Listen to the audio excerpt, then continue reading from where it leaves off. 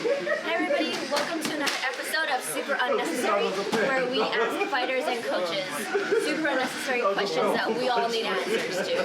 Today we're talking to Doug Viney. He is a K1 Grand Prix champion in 2007 and he is going to be making Poké with the Hawaiian.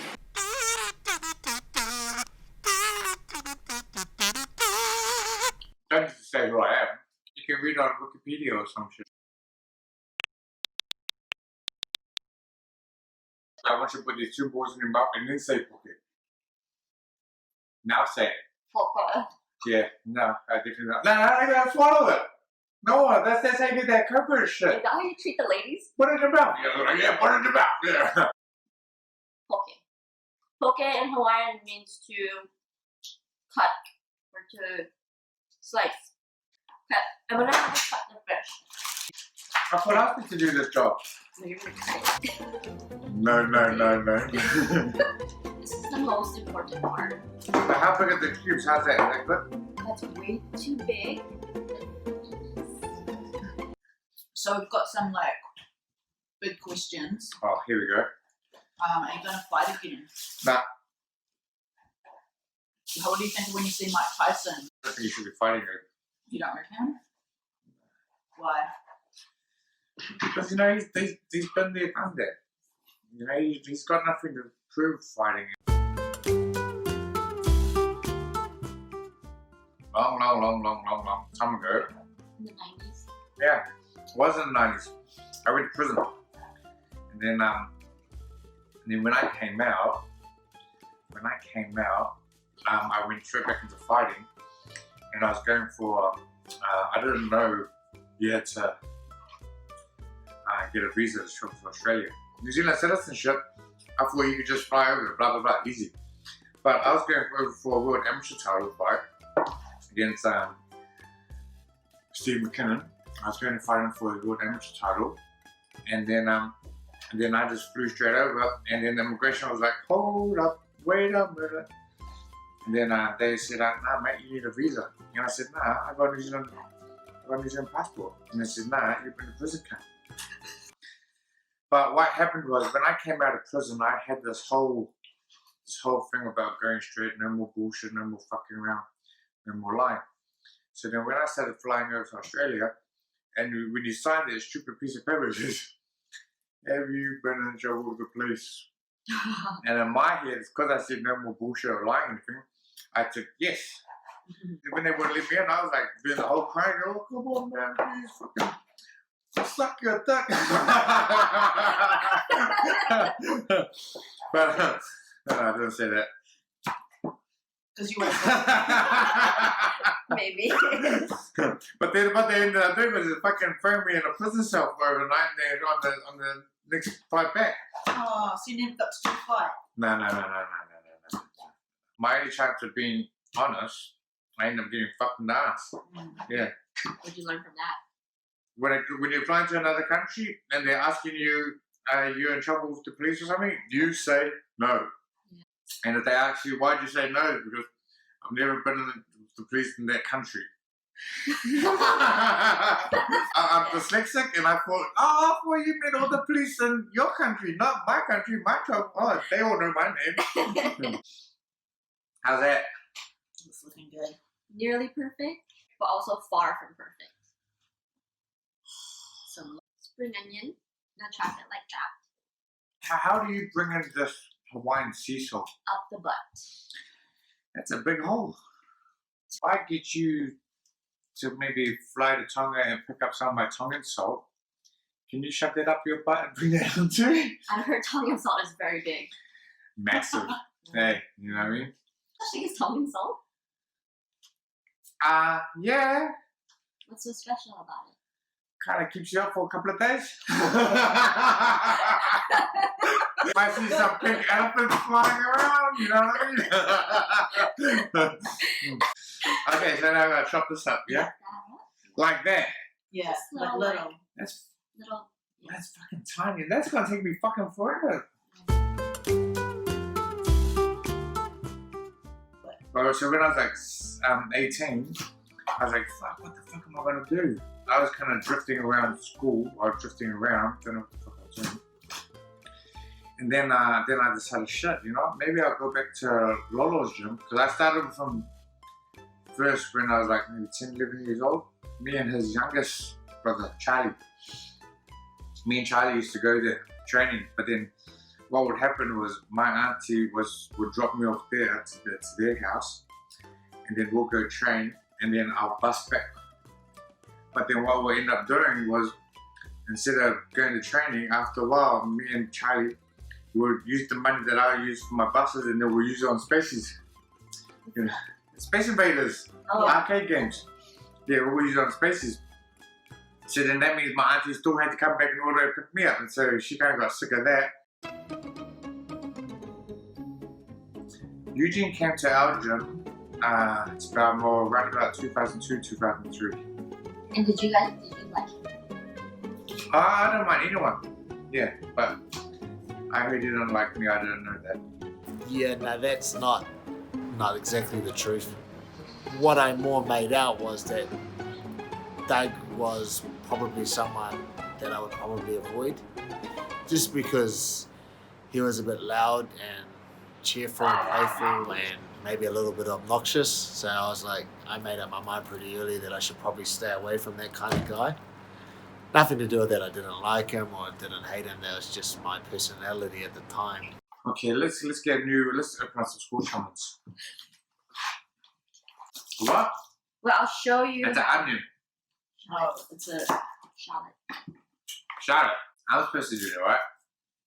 Yeah. Now you just ruined it all for me. It's a lot of work for this shit, eh?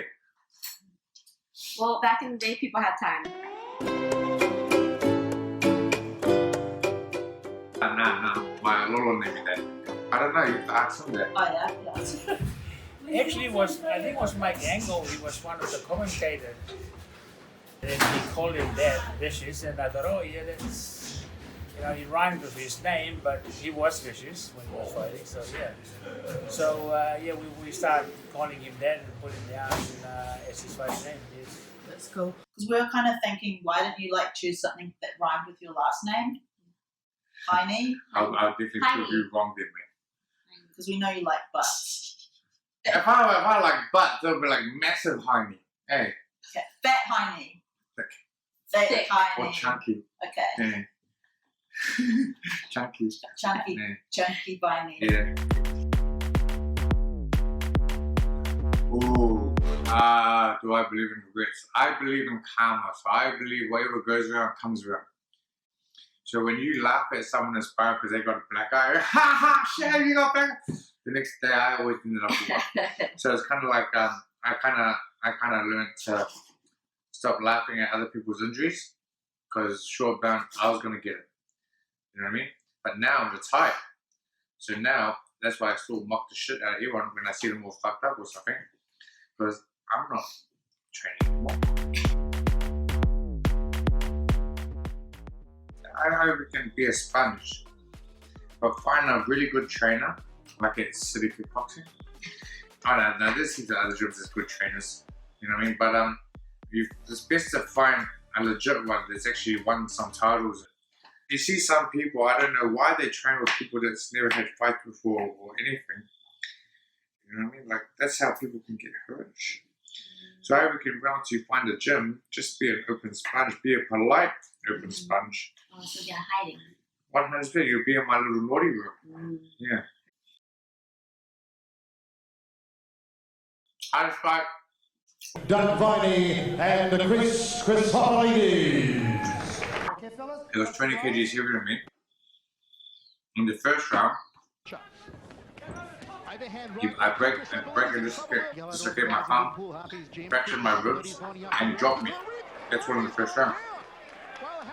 I go back to the corner and see Lolo, and I say, oh, there's something wrong with my hand. I can feel it. Lolo just slapped my face, and he goes, don't think about that, you think about winning the fight. And I'm like, okay, sweet. He ends up kneeing to catch me with another knee that drops me. I'm having trouble from the whole fucking fight. But like in the last 8 seconds of that second round, boom, I end up knocking him out.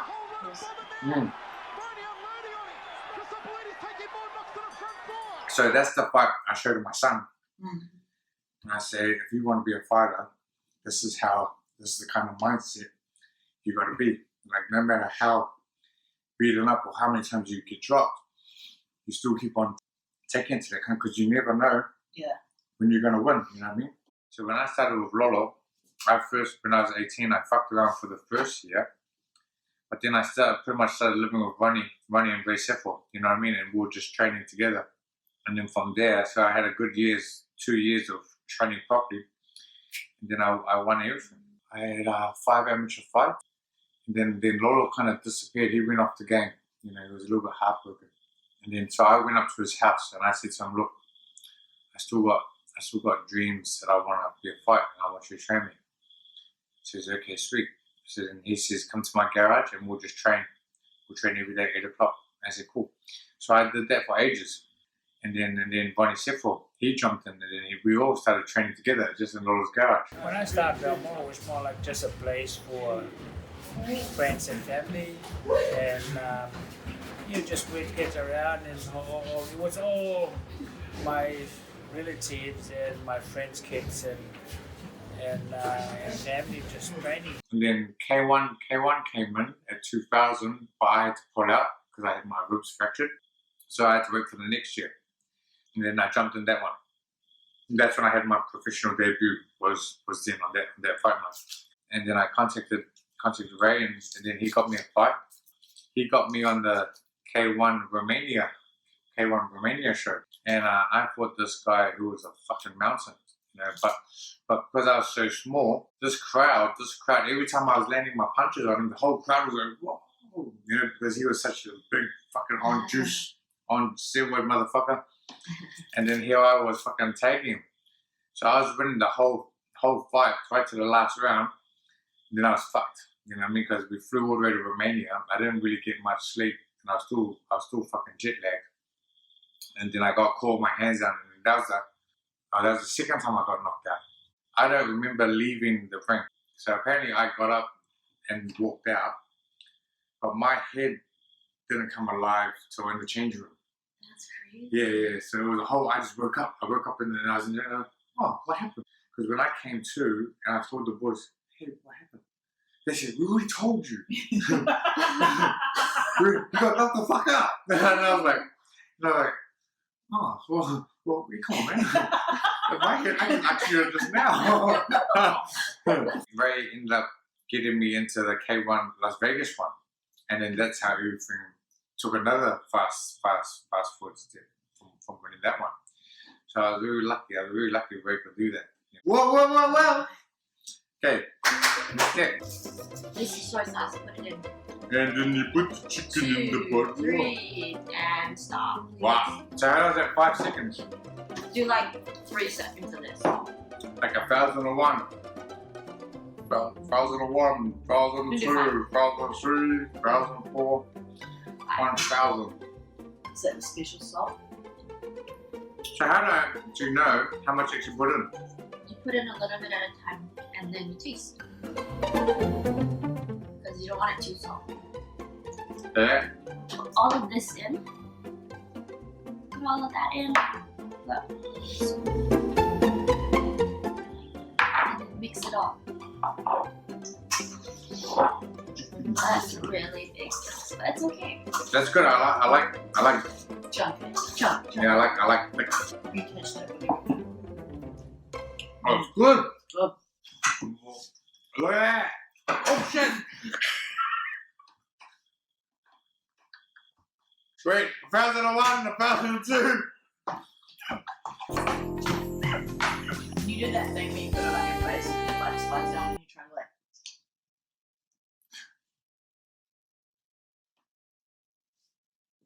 Nah, because once it has your nostrils, you're fucked. Nah. But you got too many wrinkles. Look at my eye. Again? Again? It's in my eye. Jason Sweeney was touring around Australia and they rang me up saying, oh, hey, do you want to fight Jason Sweeney? And I said, oh, yeah, Sweeney, cool, yeah, do it. I didn't know who the fuck he was. Oh, no, I remember him after and then me and him actually fought on the same K1 tournament in Amsterdam. Yeah, so I kind of thought, oh yeah, sure, he's a stand-up fighter, I'll just get him standing up. And then, so I think I trained for a month or something like that, doing jiu-jitsu. Because it was short notice. Oh, I can't remember. But yeah, I think I trained for about a month. And he just come out of Ultimate Fighter. You see Ultimate Fighting show, and he was swimming around Australia. So the fight goes, and he tried taking me down twice. I defended it, and then I had a stupid idea. Let's have a go on the ground. Okay, so then we end up going on the ground, and then I kind of had him in a heel hook position, and then I was just trying to figure out how do you do this? Like I was just trying to figure out how do I roll it like this, and then while I was still trying to figure out how to do it, he kind of comes all the way up, and he counters it, and then he comes out and he takes my back. You know what I mean? So I should have known how to do this, and then also how to use my feet to keep him up. But nah, I let him come all the way in, get my back, and then he kind of go into a guillotine. So he's there, and then I kind of defend the guillotine, and then he comes around and he puts his hooks in, and he starts strangling me. Now going back before the fight, the ref goes, I've never seen you do an MMA fight before, so I don't know what your limits are. So if you're in trouble, I'm going to ask you, are you okay? So when I ask you, I want you to either say you're okay, just say you're okay, or you're going to give me a thumbs up, and I'll let the fight carry on. Okay, so the fight, going back to how he's got his hooks in, he's trying to choke me, he's like this, you know, so he's covering my mouth, and I'm defending it. And he goes, Doug, are you okay? Of course, I can't talk, so I go this. But as I go like that, his hand sneaks in. And